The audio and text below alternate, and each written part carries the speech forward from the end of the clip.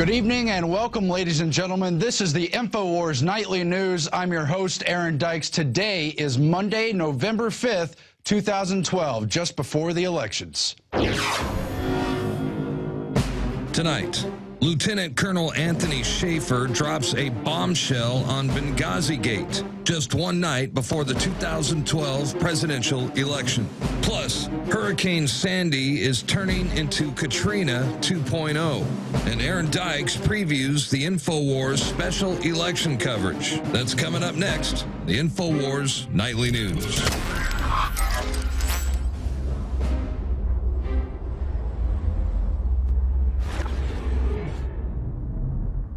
After the flood comes the freeze. There is new news about the northeastern storm expected to hit New Jersey and New York in the wake of Sandy, as the aftermath has already been very chaotic, a very inappropriate response from FEMA, as at least 40,000 people are without shelter, without homes at the moment, particularly tens of thousands of public housing people who may be freezing in weather that may dip as low as the 20s.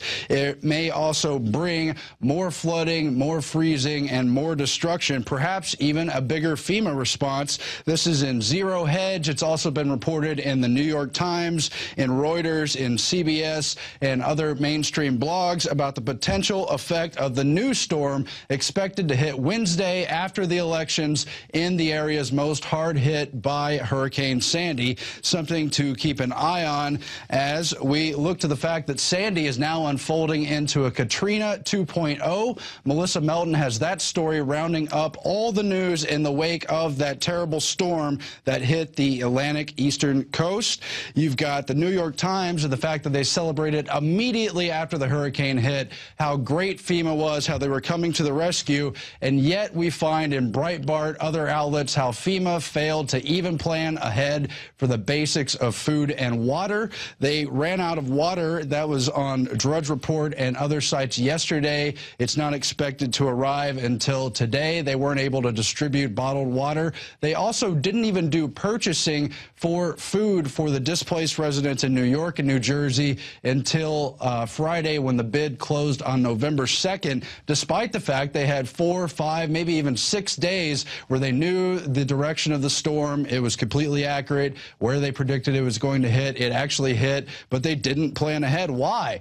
Because FEMA is the Federal Emergency Management Agency. Why didn't they plan ahead when it's their job, their critical mission, their mandate to protect the people most affected by this flooding? You've got gas shortages, fuel shortages, they're unable to heat things, and you've got people diving in dumpsters trying to find food when FEMA, of all their roles, is supposed to be there to at least meet those basic needs.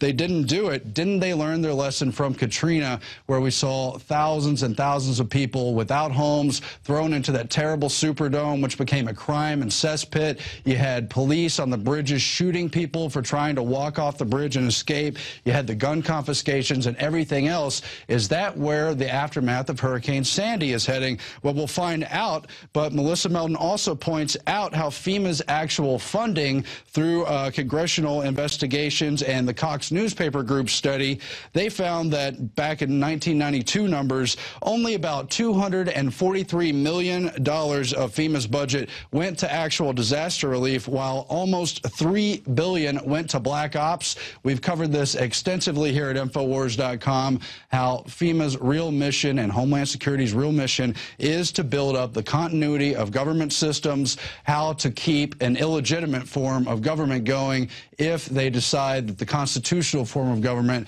can't survive because of any kind of disaster, natural disaster, man-made, terrorism, fallout from civil unrest, if there's a big economic collapse, you name it.